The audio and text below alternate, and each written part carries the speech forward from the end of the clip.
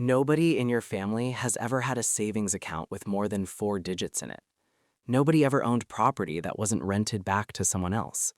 Nobody ever talked about investing, portfolios, or generational wealth at the dinner table, because the dinner table conversation was always about which bill to pay first. And then there's you, sitting in a chair that took you 3 years to afford, in a house your parents never believed you could buy, watching a number on your phone that would have made your grandmother cry. You are the first one, and nobody prepared you for what that actually feels like. Here's the thing they don't tell you about becoming the first millionaire in your family. It doesn't feel the way the movies say it does.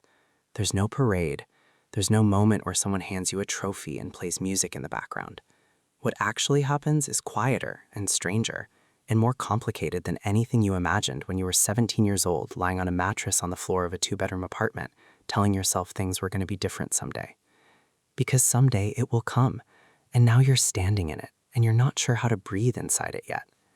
Let's start at the beginning. Not the polished version people post online, but the real one. The one where you grew up watching your parents make decisions, not because those decisions were smart, but because those decisions were the only ones available. You watched your dad work doubles on weekends without complaining, not because he loved it, but because the electricity bill didn't care about his feelings. You watched your mom stretch $40 of groceries into a full week of meals with a skill so precise it should have had a name. You learned, without anyone sitting you down to teach you, that money was not something your family had. Money was something your family chased, and it was always slightly faster than them. That lesson went deep, deeper than you realized, and it's going to come back into this story in a way you're probably not expecting. Fast forward past the years you spent figuring it out, the jobs that paid almost enough, the side hustles that half worked, the moment you first heard the word compound interest and felt something shift in your chest like a key turning in a lock. You started learning things nobody in your neighborhood talked about. You started asking questions that made older relatives give you the look, the one that says, "Who do you think you are?"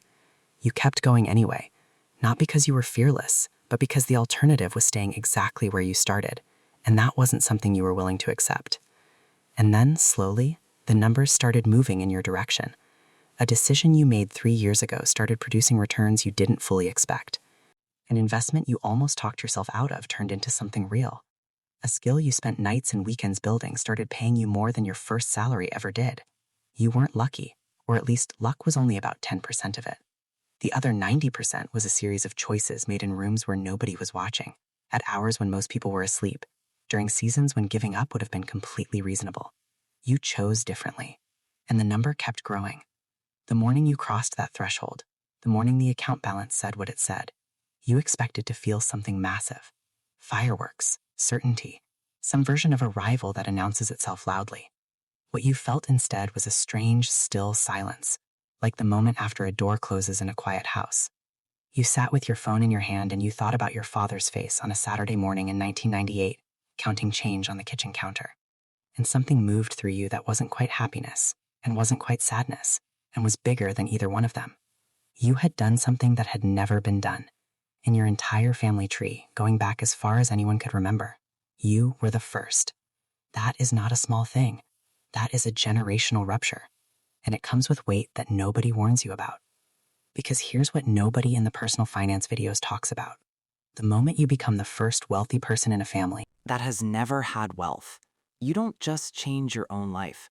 You change the entire gravitational field of every relationship you have. And that change is not always comfortable, and it is not always welcomed. And it will ask more from you emotionally than building the money ever did. Your phone starts ringing differently. Not literally, the ringtone is the same, but the calls have a different texture now. A cousin you haven't heard from in 2 years needs help with rent. An uncle has a business idea he's been sitting on and just needs a little to get it started. A sibling is in a situation that isn't their fault, and you're the only one who can fix it. And here's the brutal part. You love these people. These are not strangers asking you for money. These are the people who are at every birthday, every holiday, every hard moment. These are your people. And now your success has quietly repositioned you as the solution to problems you didn't create. And nobody told you how to navigate that without losing either the money or the relationships. You're going to have to figure that out. And the way you figure it out matters more than you think. But before we get to that, Before we talk about what to do with the pull that comes from every direction once people know you have something, there's something more important you need to understand first. Something about the way your own mind works against you at this stage. Something that has taken down people who built far more than you have, and it has nothing to do with bad investments or wrong decisions. It has to do with a pattern that got installed in you so early, so quietly, so completely, that you don't even know it's running. And if you don't see it, it will undo everything you built. There's a term in psychology that researchers use to describe what happens to people who grow up without financial security. And it doesn't go away just because the bank account changes. It's called a scarcity mindset, and it doesn't live in your wallet. It lives in your nervous system. It lives in the part of your brain that was trained over years and years of watching your family struggle to treat money as something temporary, something that arrives and then disappears, something you cannot fully trust because every time it showed up before, something came along and took it back. And now that you actually have it, real money, lasting money, the kind that could change your family's trajectory forever, that same wiring is working against you in ways that are almost invisible until it's too late. You start spending in ways that feel like living but are actually just relief. The nice car wasn't about the car. It was about finally being someone who doesn't have to check if they can afford the car. The vacations, the dinners, the quietly upgraded version of every single thing in your life. None of it is wrong on its own, but underneath all of it is a pattern you need to recognize. You are spending to feel safe. You are spending to feel like the money is real. You are spending to prove to some childhood version of yourself that things actually changed, and that emotional engine, left unexamined, will burn through more wealth than any bad investment ever could. People who grew up with money were taught to let it sit. You were taught without words that it leaves, so part of you wants to use it before it does. That instinct kept your family alive through hard seasons. At this stage, it is the most dangerous thing about you. And then there's the identity problem, the one that sits right next to the money problem and never fully separates from it. You spent years becoming the person who was going to be different, the one who was going to make it. That identity had a direction. It was always pointed at a destination. And now you've arrived, and the question underneath everything, the one you probably haven't said out loud to anyone, is this. If you're no longer the person trying to get here, then who exactly are you now?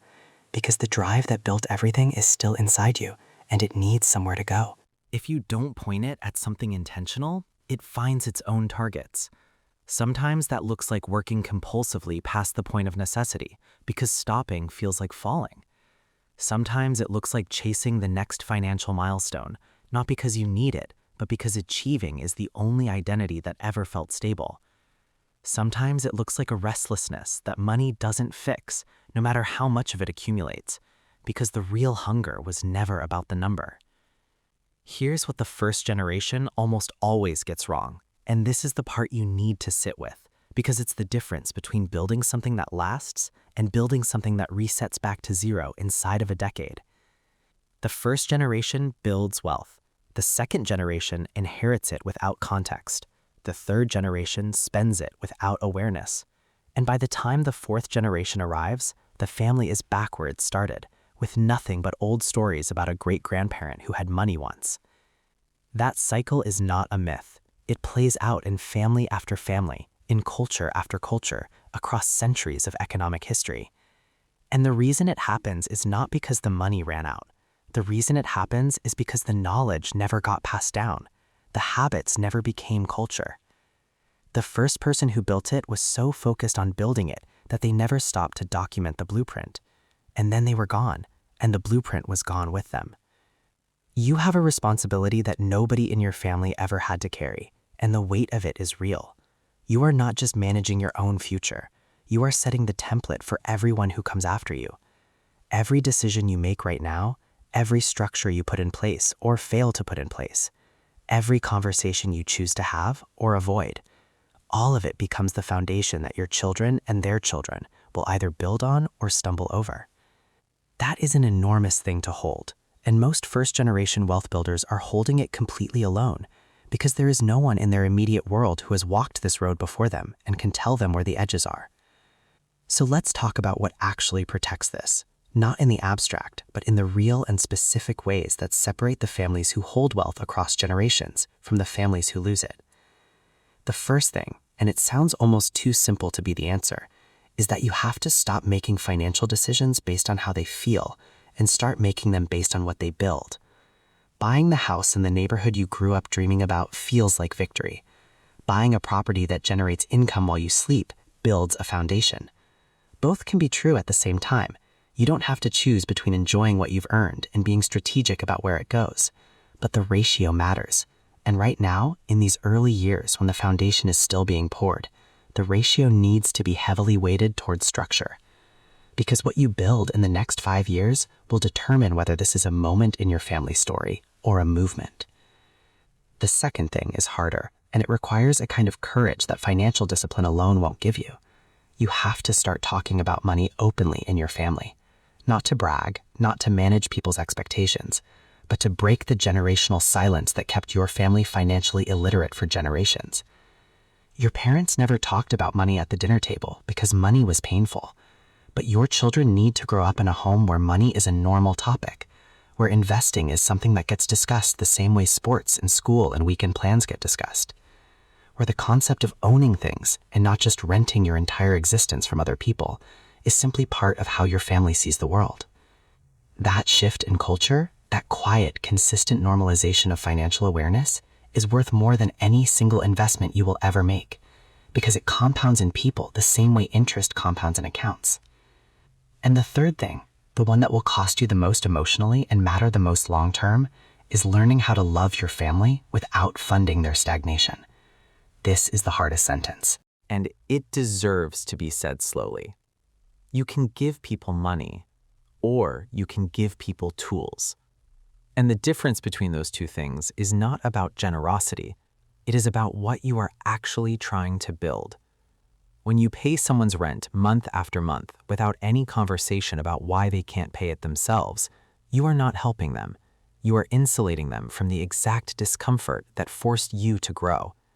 When you hand someone a solution every time they hit a wall, you are removing the wall, and the wall was the teacher. The most generous thing you can do for the people you love is to help them become capable, not comfortable. That line is going to be the hardest one you walk, but it is the line that separates first-generation wealth from first-generation only wealth. You are something genuinely rare. Not because rich people are rare in the world, they are not, but because someone who came from nothing, who watched their family fight for every single dollar, who carried the weight of a different beginning and refused to let it be the ending, that person who took all of that and built something that had never existed in their bloodline before, that is a different category of achievement.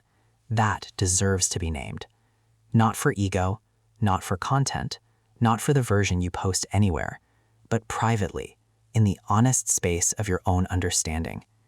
You did something hard. You did something real. And the fact that you're still here, still thinking, still trying to understand how to protect it and extend it and pass it forward, that tells you everything about why you were the one who made it in the first place. The number on your phone is real. The house is real. The account is real. But none of that is the most important thing you built. The most important thing you built is the proof. Proof for every younger cousin watching you, for every child who will grow up with your last name, for every person in your circle who is still standing at the beginning of a road that you have already walked, that it is possible, that it can be done, that where you start is not where you have to end. You are not just a millionaire. You are the first chapter of a completely different story for everyone who comes after you. And that is a legacy that no market crash, no bad quarter, and no difficult season can ever take away. If this hits something real in you, share it with someone in your life who needs to hear it, because someone in your circle is standing exactly where you were standing, and the right words at the right moment can change the entire direction of a life. And if you want to go deeper on how to actually build, protect, and pass on generational wealth, the next video is already waiting for you.